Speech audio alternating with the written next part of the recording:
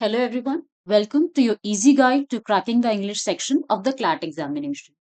So in this lecture, we are going to talk about the ViewSTEM methodology and we'll gradually understand what ViewSTEM methodology is. But first, our usual, oh my god, what is this section? So today for this section, I've brought a philosophy-based small passage for you because I've come across this fact that students usually face the most difficulty in tackling with the philosophy-based passage. So I thought, why not get into this? Because in philosophy-based passage, there are phrases that become a little difficult. It's not necessarily the vocabulary. So I thought we should bring this also in our practice. So let's try to see what this passage is saying. And trust me, it's a very beautiful passage. Once you understand it, it's going to be very helpful for you also. So don't read it like you're doing a reading comprehension passage for an examination, but just try to read it, maybe slow at this point, and try to understand what this passage is saying. So let's read. We know that life is a self correcting mechanism for error, as much in its evolutionary history as in its existential reality. And yet, we are living our lives under the tyranny of perfection, as if all the right answers await us at the end of some vector we must follow invariably until we arrive at the ultimate ideal. But the truth is that we simply don't know. We don't know where the life ultimately leads. We don't know what we want or what to want, and we don't really know ourselves. It is by erring again and again that we find the shape of the path, by tripping again and again that we learn to walk it. Along the way, the answers emerge not before us but in us. Now, after reading this, can you make a sense of what this passage is trying to say? कि मोटा मोटा कहना क्या चाह रहा है? So, to help you, first I'll try to crack the tougher vocabulary of the phrases. For example, existential reality.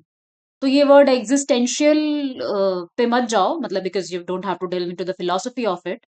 Existential reality मतलब आपका एवरीडे रोजमर्रा का lived experience, day to day की लाइफ, बेसिकली उसका यहाँ पे ये मतलब है. Tyranny of perfection.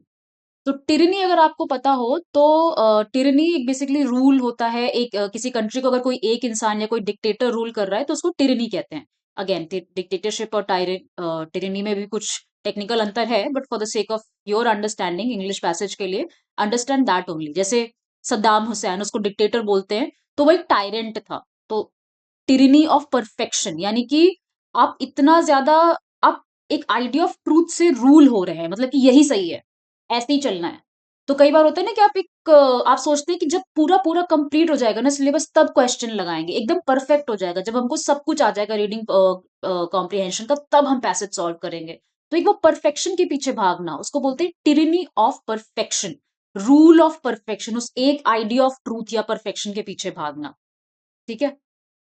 Vector. Vector आप लोगों ने फिजिक्स में भी पढ़ा होगा शायद. तो again, it's a technical word, but for the like sake of the understanding, एक स्ट्रेट पाथ समझ लीजिए यहाँ पे.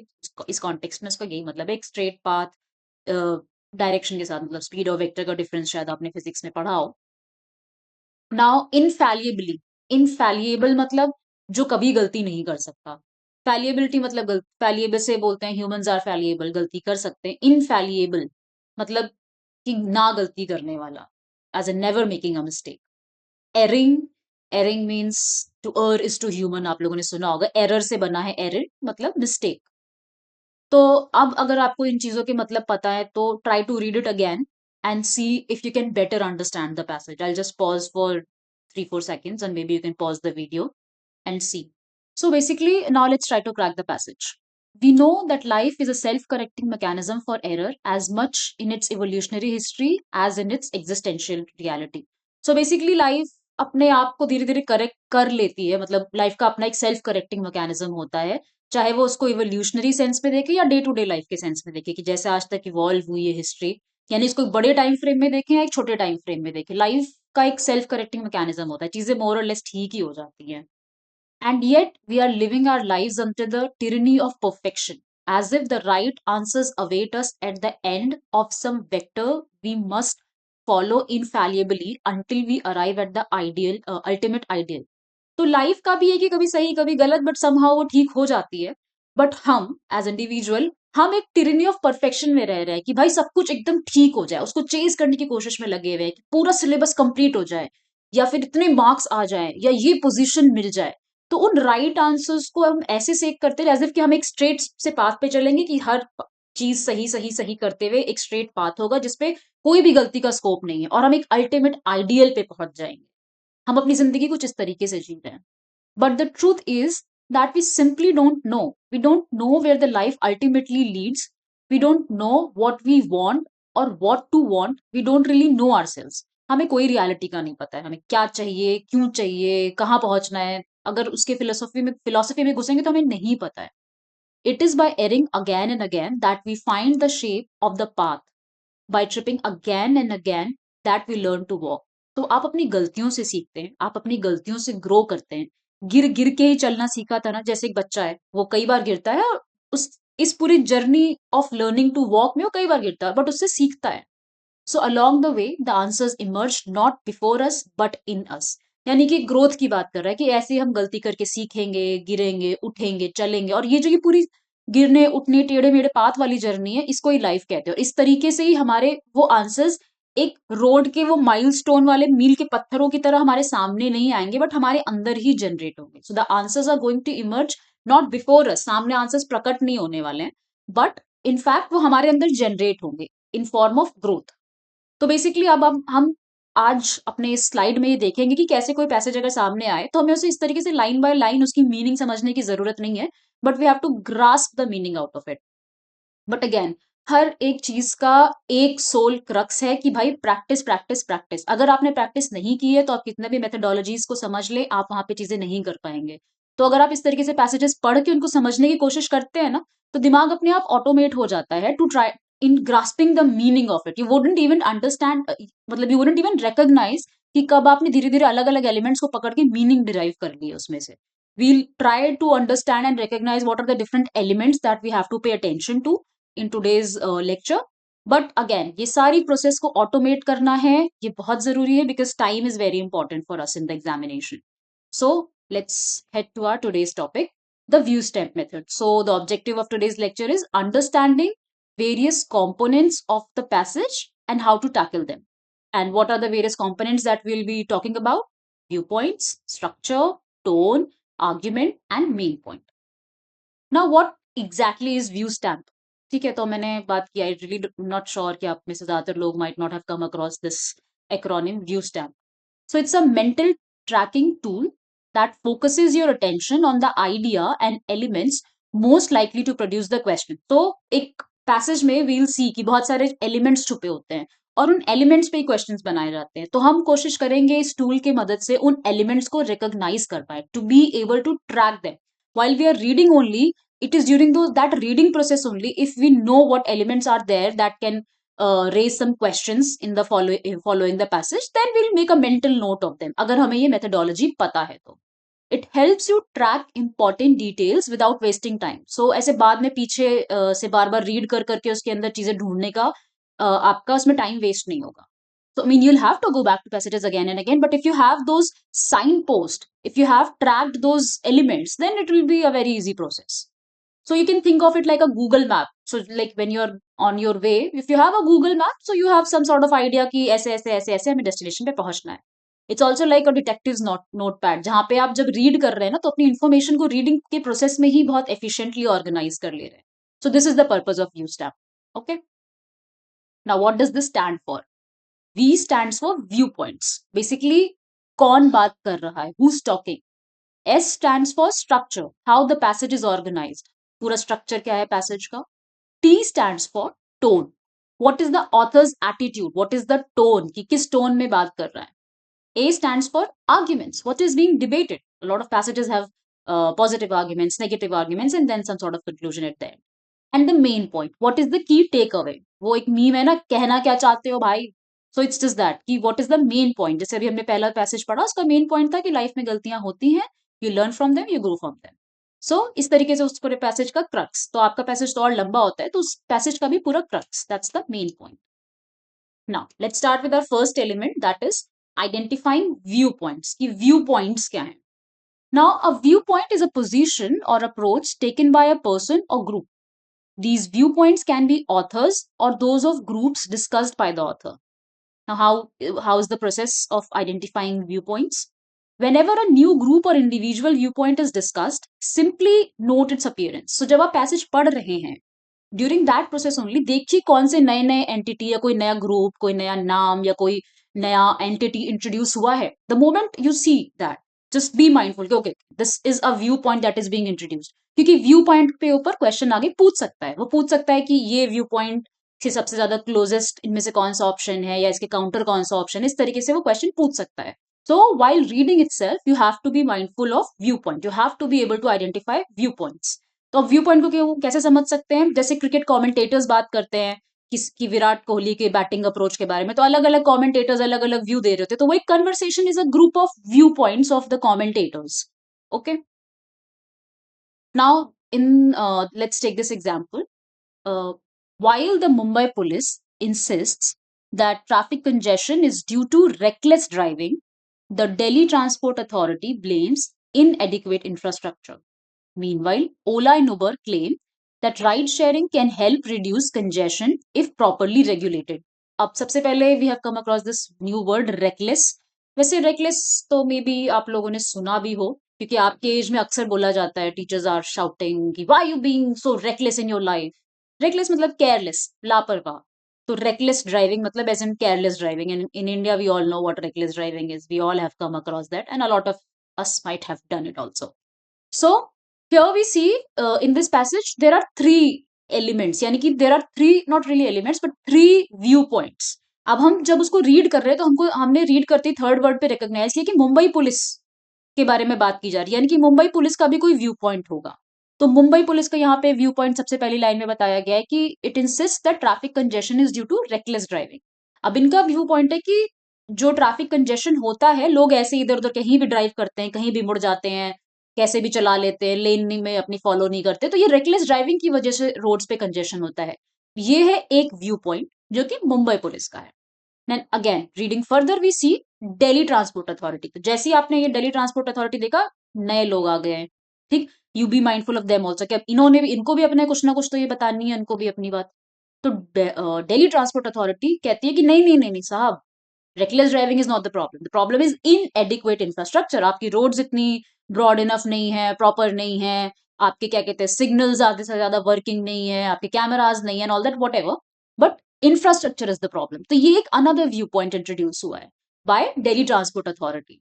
And then there is Ola and Uber. भाई इनको भी अपनी बातें बोलनी है. इन्होंने अपनी बहुत ही बढ़िया प्रॉफिट की बात बोली कि अरे राइड शेयरिंग वगैरह करो ना, उससे क्या कहते हैं कंजेशन की प्रॉब्लम रिड्यूस हो सकती है.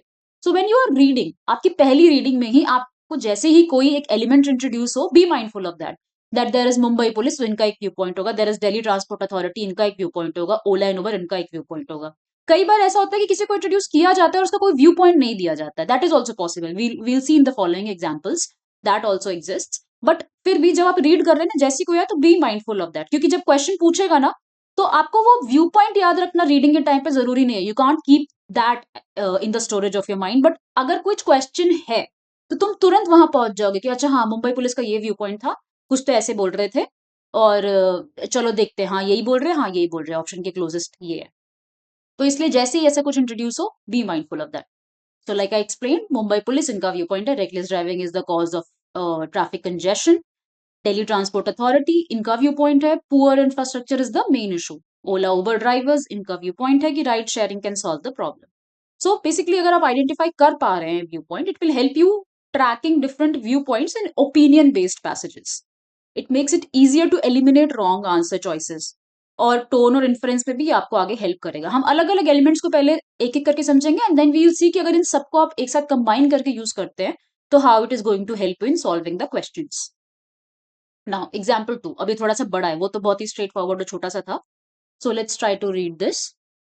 File sharing, the practice of allowing the electronic exchange of files over a network such as the internet has in recent years led to the emergence of a new complex set of legal issues for intellectual property owners. The rapid and often undetectable movement of digital copies of copyrighted materials has made identifying offenders particularly difficult and has made prosecuting such offenses time consuming and expensive.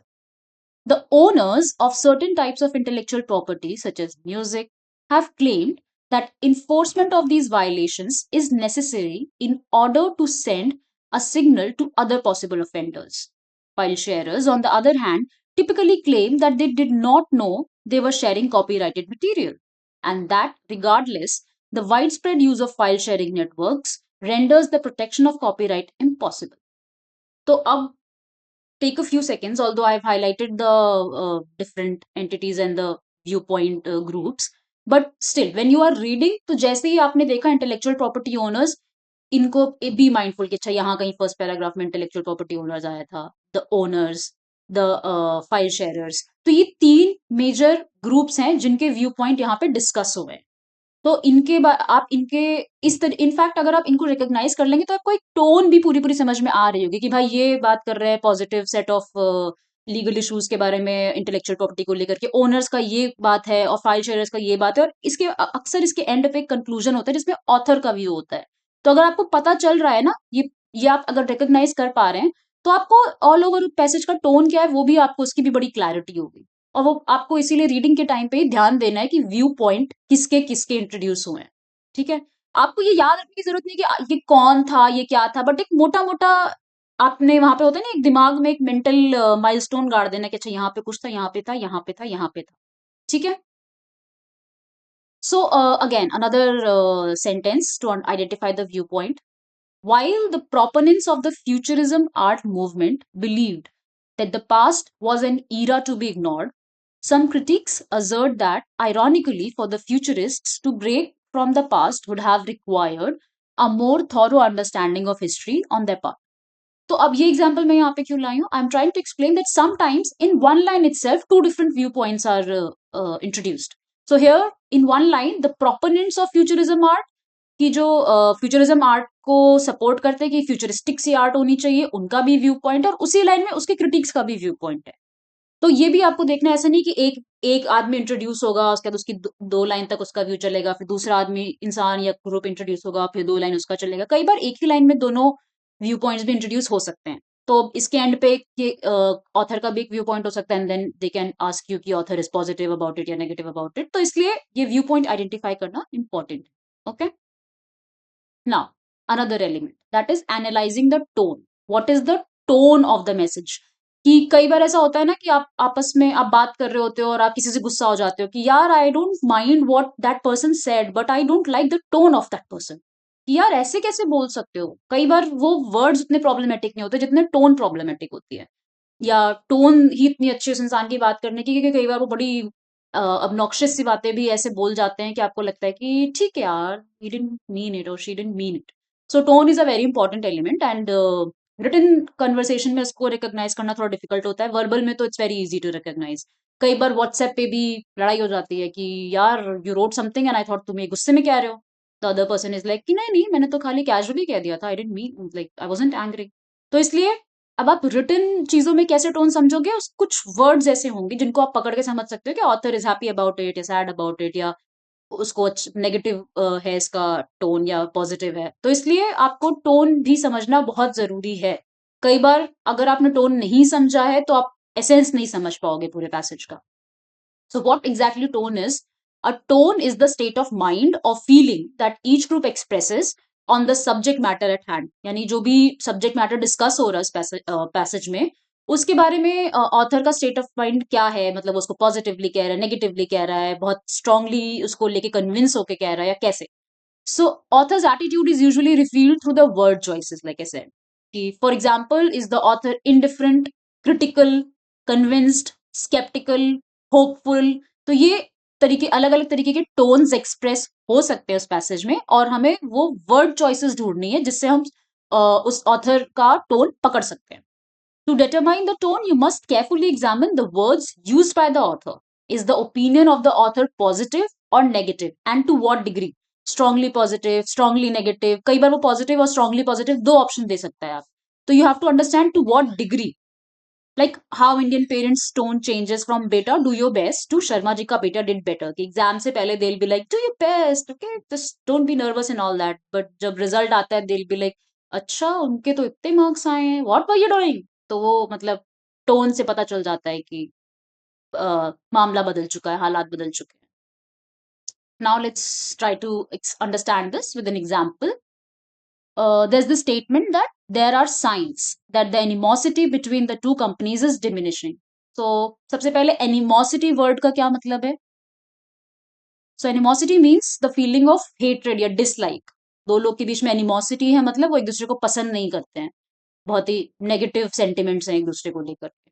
Okay, so there are signs that animosity between two companies is diminishing. Diminish होना मतलब कम होना. Physics में ये word आप लोग you might have come across. Diminishing, कम होना, छोटा होना.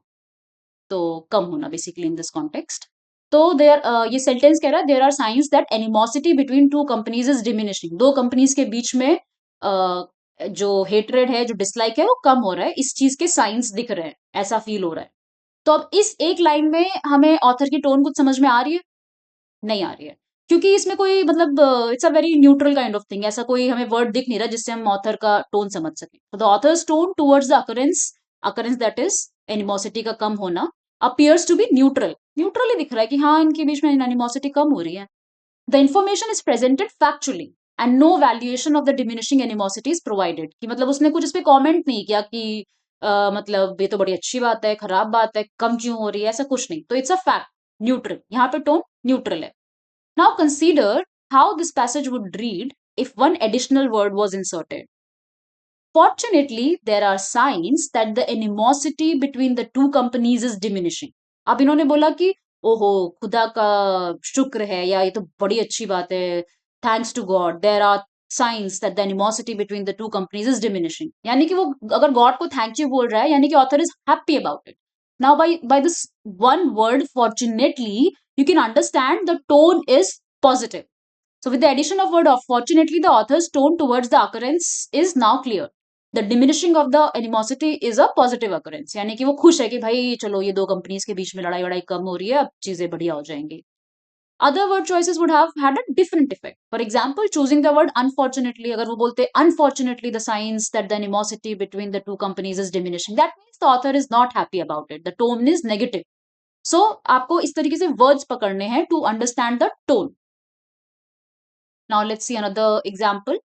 Altering the legal protections available to intellectual property owners would thus be misguided because it creates an environment where the consequences of copyright violation are greater than warranted, and the mere threat of legal action is enough to create a chilling effect on the creative environment.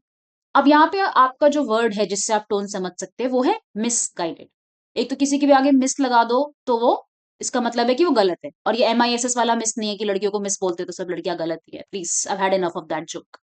तो misguided means guided का opposite misguided, की मतलब गलत judgement लेकर के गलत एक तरीके से स्टेप है. यानी कि हमको ये समझ में आ रहा है कि ये जो ऑथर है is not happy about this changes in the legal protection intellectual property law.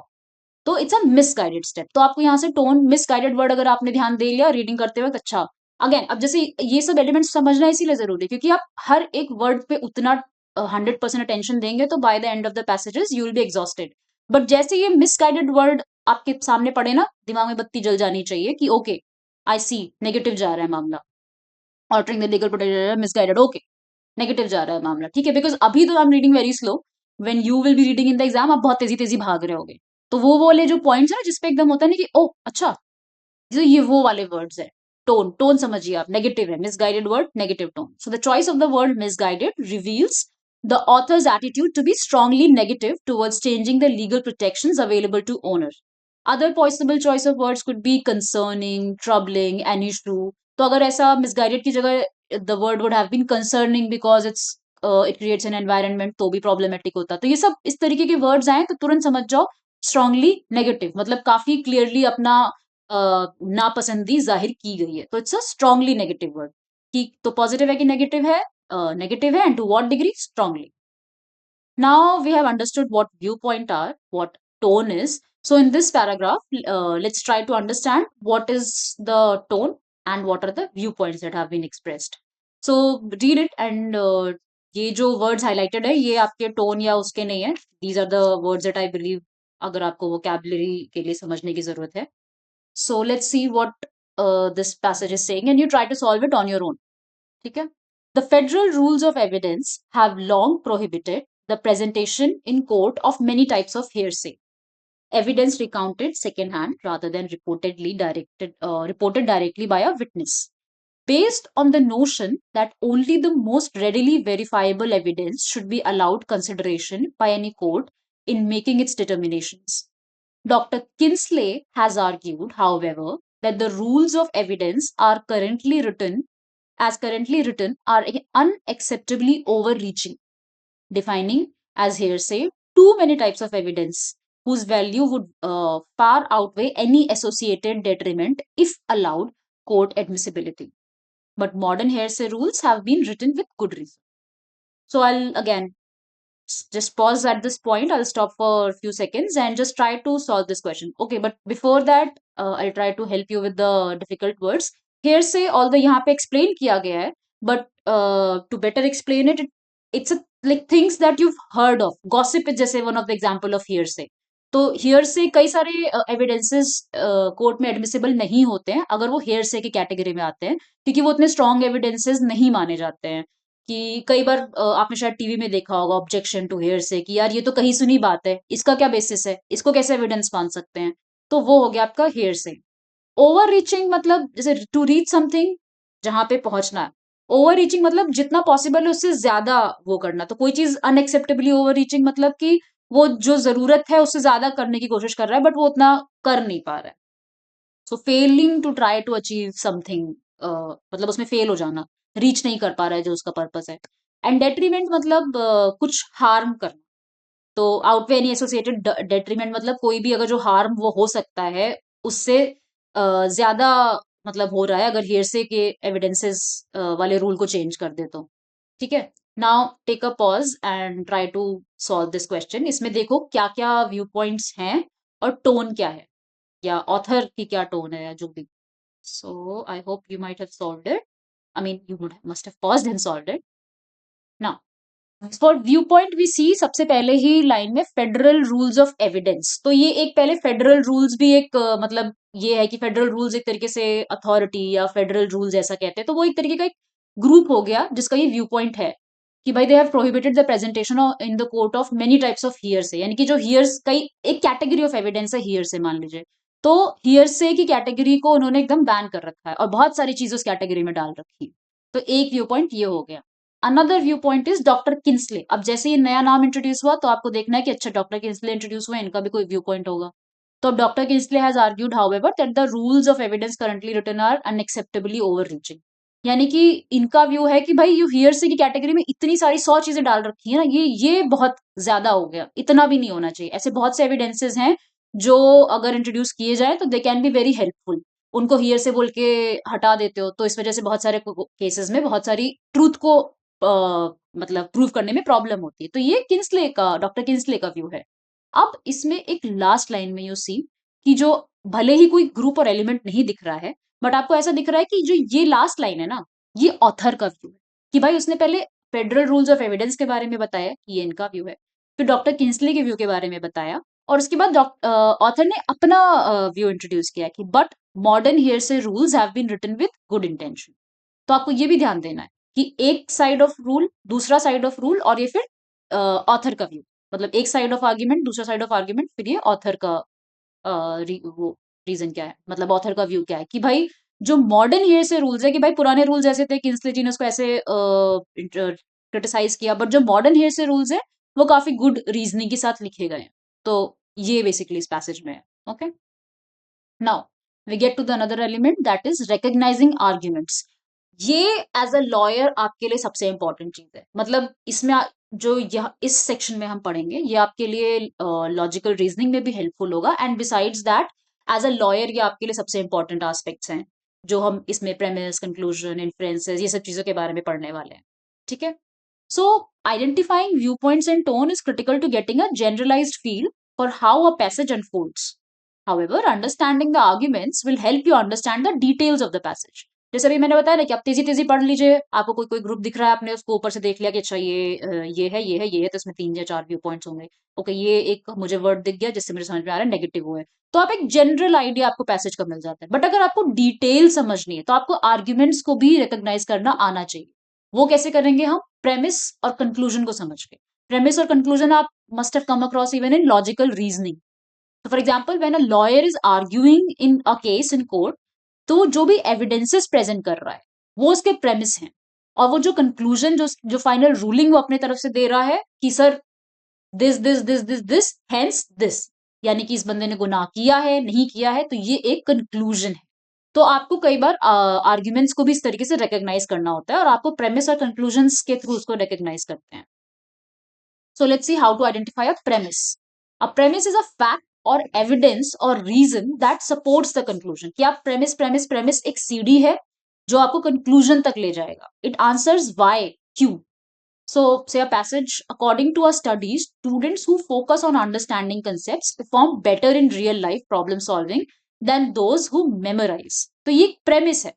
According to a study, एक evidence दिया जा रहा है. ठीक है? तो ये एक प्रेमिस है। अब थोड़ा सा और इसको आपकी लैंग्वेज में समझाने की अगर कोशिश करूं, तो रैंचो ऑलवेज सेड, रैंचो, अगर आपने 3 इडियट्स देखी हो, उसमें आमिर खान का कैरेक्टर है रैंचो। तो Rancho always said, don't chase success, chase excellence. This belief was based on the observation that top students often failed in real world application. तो जैसे मैंने बताया ना, according to a study, Rancho always said, तो ये प्रेमिस है। कि जैसे मान लीजिए आप रैंचो को बहुत अगर आइडियलाइज कर रहे हो और अपने दोस्त को बोले यार रैंचो ने बोला था कि यार सक्सेस को चेज मत करो, एक्सीलेंस को चेज करो, तो इसलिए मैं एक्सीलेंस को चेज करता हूं। तो ये रैंचो ने बोला था, ये प्रेमिस हो गया। ठीक है? अगेन प्रेमिस इंडिकेटर, अब हमको कैसे प्रेमिस को हम पकड़ सकते हैं? तो देर आर सर्टेन वर्ड्स, जब आप उनको देखें तो आप समझ सकते हैं कि ये प्रेमिस है। जैसे कि वो वर्ड्स क्या हो सकते हैं? Because, since, due to, based on, according to research, according to a study, for the reason that. तो इस तरीके के वर्ड्स अगर दिखे तो आपको समझ में आना चाहिए कि ये एक प्रेमिस है, ये एक एविडेंस इंट्रोड्यूस हो रहा है जिसके बेसिस पे कंक्लूजन बनाएंगे। ठीक है? अगेन अब जैसे एक another example is, since excessive rote learning has been linked to higher stress levels, many experts recommend a conceptual approach to education. अब एक प्रेमिस हो गया ना, since excessive rote learning has been linked to higher stress levels, तो एक evidence देने की कोशिश हो रही है कि भाई क्यों, क्योंकि कि क्यों एक कंसेप्चुअल अप्रोच रिकमेंड होता है। तो it is answering why, hence it's a premise. Again अगर आपकी भाषा में बोले, because Rancho never focused on grades but rather on learning, he was able to excel effortlessly. तो अगेन ये एक बिकॉज वर्ड से आपको समझ में आ रहा होगा कि ये एक प्रेमिस इंट्रोड्यूस हुआ है, ये एक एविडेंस इंट्रोड्यूस हुआ है। इसके कहीं अंत पे आपको कंक्लूजन मिलेगा, क्योंकि आपके कंक्लूजन और प्रेमिस के ऊपर कई बार क्वेश्चंस फेस आपको करने पड़ते हैं। और ये अगर आप प्रेमिस समझ लिए, कंक्लूजन समझ लिए, तो आपको ओवरऑल आपकी अंडरस्टैंडिंग भी बेटर होगी कि भाई अगर आपने देखा ना एविडेंस ये है, तो कंक्लूजन तो यही होगा ना। तो वो आपकी सीढ़ी अगर आपने सही पकड़ ली तो आप सही जगह पर ही पहुंचोगे। Now how to identify the conclusion? So conclusion is the main claim और key takeaway of the passage. It answers what is the point, भाई कहना क्या चाह रहे हो, वो सीढ़ी लेके कहां जा रही है, वो जो सीढ़ी जहां ले जा रही है ना, the top position, that's conclusion. So thus conceptual learning is more beneficial for long term success than rote memorization. यानी कि पहला लाइन अगर ये था कि according to a sorry, since excessive rote learning has been linked to higher stress levels, many experts recommend a conceptual approach to education. ये evidence दिया, ये premise दिया. Thus the conceptual learning is more beneficial for long term success than rote memorization. ये आपका conclusion हो गया। तो passage और sorry, premise और conclusion आगे पीछे होते हैं। तो ये क्योंकि उस पेज पे जगह नहीं थी, तो brought your conclusion to the next page, but you get the point. Rote memorisation मतलब कि वो जो अंधा बस मेमोराइज करने की जो प्रॉब्लम होती है, की जो आदत होती है लोगों की। सो अब कंक्लूजन के इंडिकेटर वर्ड्स क्या होते हैं? वो होते हैं जैसे दस, therefore, hence, so, as a result, it follows that, in conclusion, consequently. तो जैसे अभी another example is, thus students should focus on understanding rather than memorisation for better long term results. अब आपका ये प्रेमिस था, according to a study, students who focus on understanding concepts perform better in real life problem solving than those who memorise. ये premise था। अब conclusion, Thus, students should focus on understanding rather than memorization for better long term results. तो ये आप same just to give you like give a fun twist to it, मैंने same चीजें रैंचो के भी लैंग्वेज में इंट्रोड्यूस कर दी हैं, so you can read them. Now, tricks to identify. So you have to see what is the point. Like, how do you identify premise and conclusion? What is the point? अगर ये question आप पूछ रहे हो, those are premises, कि भाई evidence, मतलब आपको इससे एविडेंस पता चलेगा. What is the point? Then what reason support that? Those are the premises, कि अगर कोई कंक्लूजन दिया हुआ है तो वो क्या क्या एविडेंसेस हैं जो उस कंक्लूजन को सपोर्ट कर रहे हैं. और ask what is the main point. To identify the conclusion, ask what is the main point. जो भी जैसे ही आपको आंसर इसका मिले, what is the main point, वो आपका कंक्लूजन है. what the author is trying to prove, कि इस पूरे पैराग्राफ, उसने जो दो पैराग्राफ का इतना बड़ा सा पैसेज लिख दिया है, प्रूफ क्या करना चाह रहा है, तो वो ही आपका कंक्लूजन है. Now what is inference? You must have come across inference, क्योंकि इन्फरेंस के ऊपर भी क्वेश्चंस पूछे जाते हैं पैसेज में.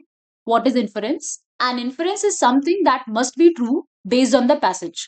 It's very important to notice that it should be based on passage. अगर पैसेज पे बेस्ड ट्रूथ ये है कि आसमान पीला होता है, तो आसमान पीला होता है, ये इन्फ्रेंस होगी. तो कई बार स्टूडेंट्स ये गलती कर देते हैं कि वो अपना ट्रूथ लगाने लगते हैं कि आसमान तो नीला ही होता है ना. बट अगर पैसेज कह रहा है आसमान पीला होता है, तो for your answer of the question आसमान पीला होता है. So something that must be true based on the passage. So it's a logical conclusion you can draw from the given facts. भाई उस पैसेज में जो फैक्ट्स दिए हैं, सिर्फ उनके बेसिस पे जो लॉजिकल कंक्लूजन ड्रॉ हो रहा है. आपसे कोई रियलिटी नहीं पूछ रहा है, आपको वहां पे ये प्रूफ नहीं करना है कि आसमान नीला ही होता है. बट उस पैसेज में जो फैक्ट्स प्रूफ दिए गए हैं, उनके बेसिस पे आप जो लॉजिकल कंक्लूजन ड्रॉ करें. सो आप it comes after reading the passage. It's like a result कि अच्छा ये पढ़ा, ये फैक्ट, ये फैक्ट, ये फैक्ट, इसके बेसिस पे आपको क्या समझ में आ रहा है, इन्फरेंस होता है वो आपका.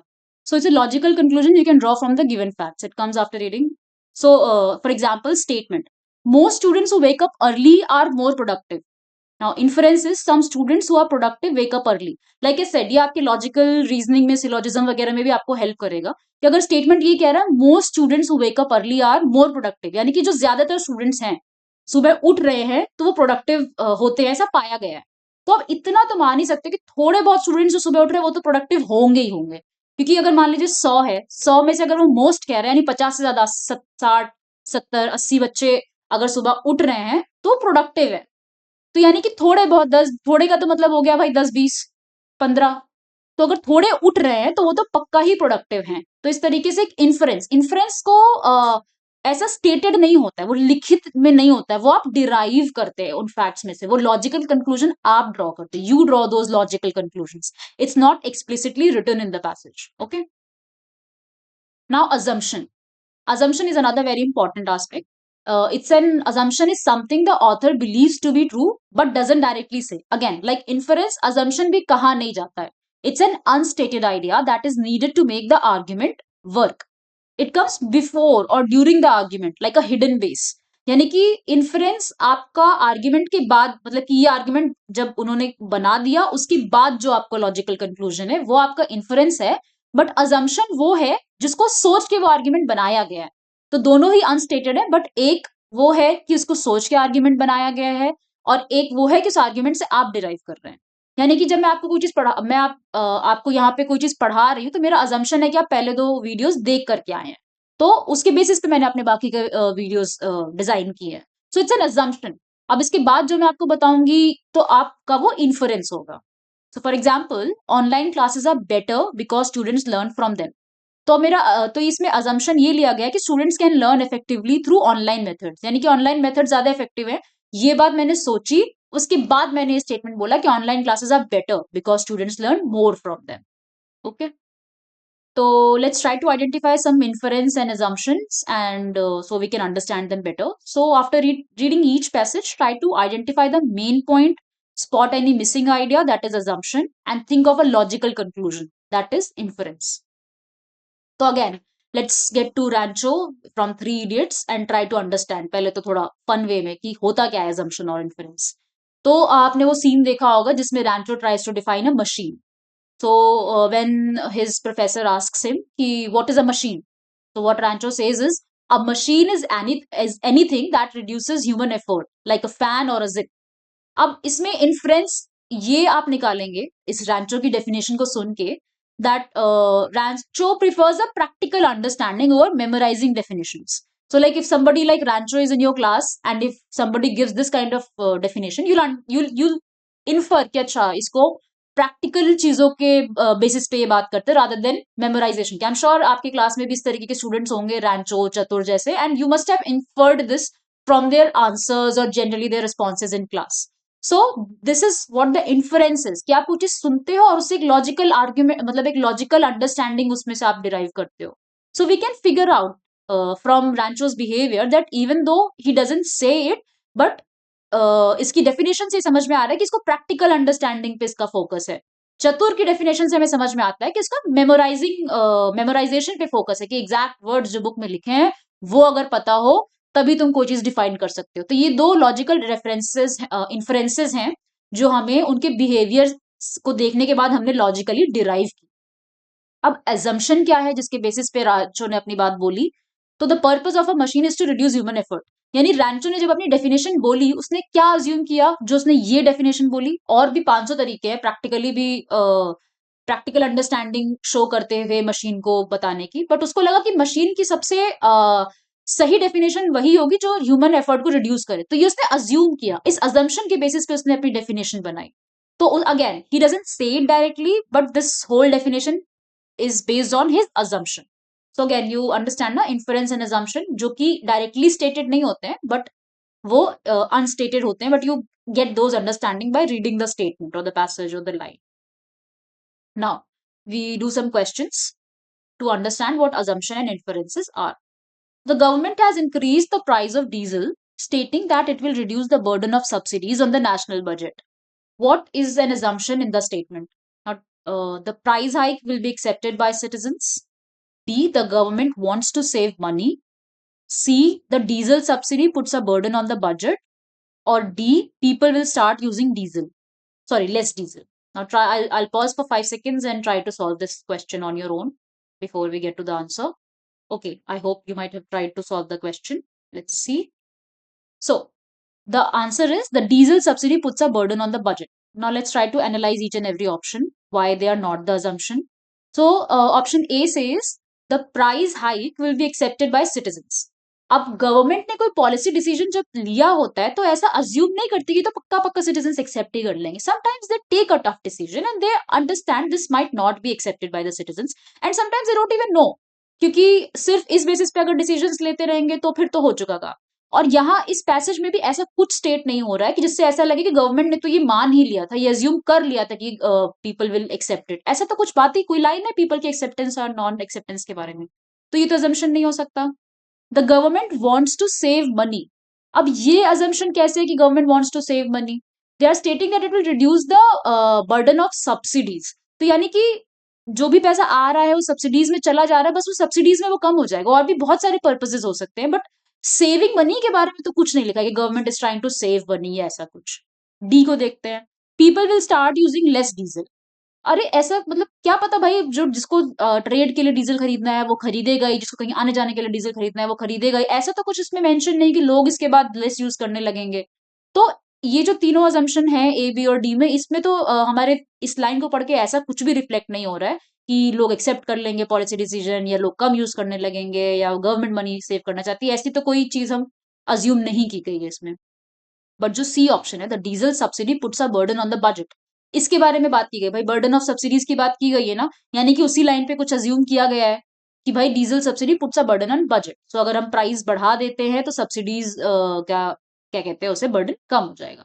तो अगेन जो भी अजम्पशन है वो लॉजिकली इस पैसेज में से ही निकल के आना चाहिए, आपका अपना लॉजिकल कंक्लूजन नहीं होना चाहिए वो. ठीक है. Now inference. Now, statement is most people who exercise regularly are less likely to suffer from heart disease. What can be inferred from the passage? A. Exercising prevents all diseases. B. Heart disease is caused by lack of exercise. C. Regular exercise is linked to lower heart disease risk. or D, only exercise can stop heart problems? Again, I'll pause for 5 seconds and let's see if you can solve this. Inference. I hope you might have tried to solve the question and let's see the answer. So, the answer is regular exercise is linked to lower heart disease risk. Now let's see why A, B or D is not an answer. A, exercising prevents all diseases. सबसे पहली बात तो ये all, only इस तरीके के words तो we'll do this in detail in the following slides, in the slide that I discuss how to eliminate options. But all disease की तो यहाँ बात ही नहीं की गई है. The line is very specific about heart diseases. तो ये तो नहीं हो सकता.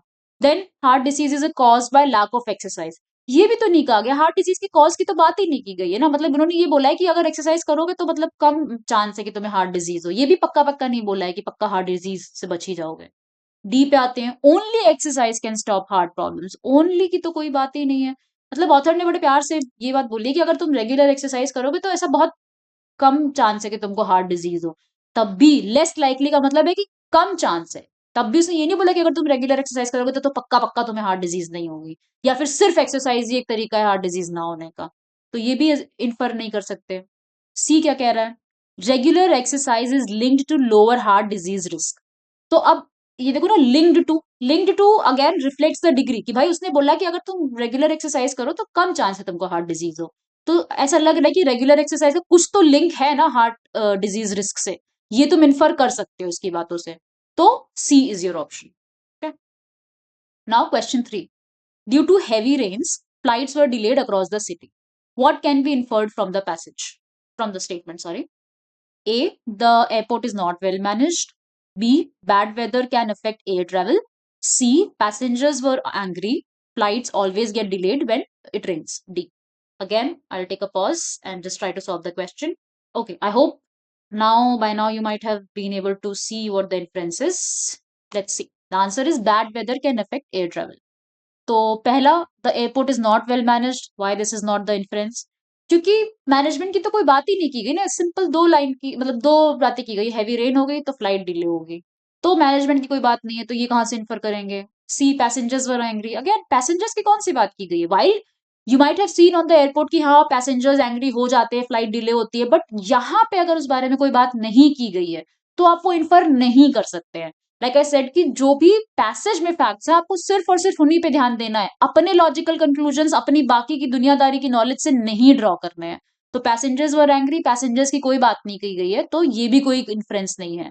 Flights always get delayed when it rains. Again always extreme word, इससे तो पहले ही डर के दूर हो जाओ या बहुत मतलब वैरी हो जाओ कि ये सब चीजें तो मोस्टली ही गलत होती हैं. तो flights always get delayed when it rains ऐसा भी नहीं है यार. Due to heavy rains flights were delayed across the city. यानी कि भाई अभी बारिश हुई तो फ्लाइट्स डिले हो गई थी. पिछली बार भी बारिश होने पे फ्लाइट्स डिले हुई थी कि नहीं हुई थी, या ऐसा उससे पिछले सीजन में फ्लाइट्स डिले हुई थी नहीं हुई थी, हमें नहीं पता है. तो हम कैसे बोले always they get delayed? Hence, the T is also not the right answer. The B says bad weather can affect air travel.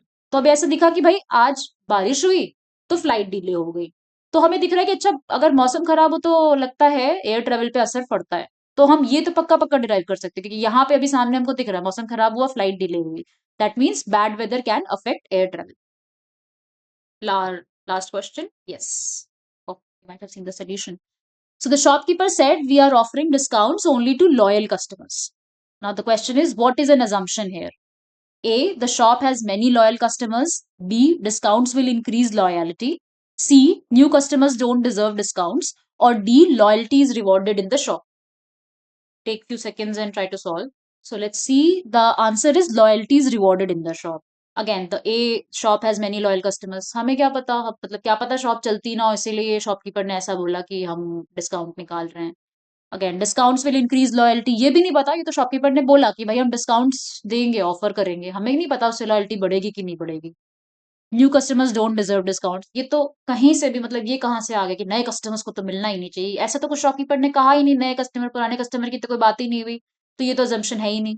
Assumption है कि loyalty is rewarded in the shop, कि भाई लॉयल्टी है तो इस शॉप में उसको reward होना चाहिए. इस अजम्पशन पे उसने ये अपनी पॉलिसी बनाई है कि we are offering discounts only to loyal customers, कि भाई लॉयल्टी शुड बी रिवॉर्डेड, इस शॉप में लॉयल्टी शुड बी रिवॉर्डेड. ये अजम्पशन के बेसिस पे ये पॉलिसी बना के शॉपकीपर ने बोला. ठीक है.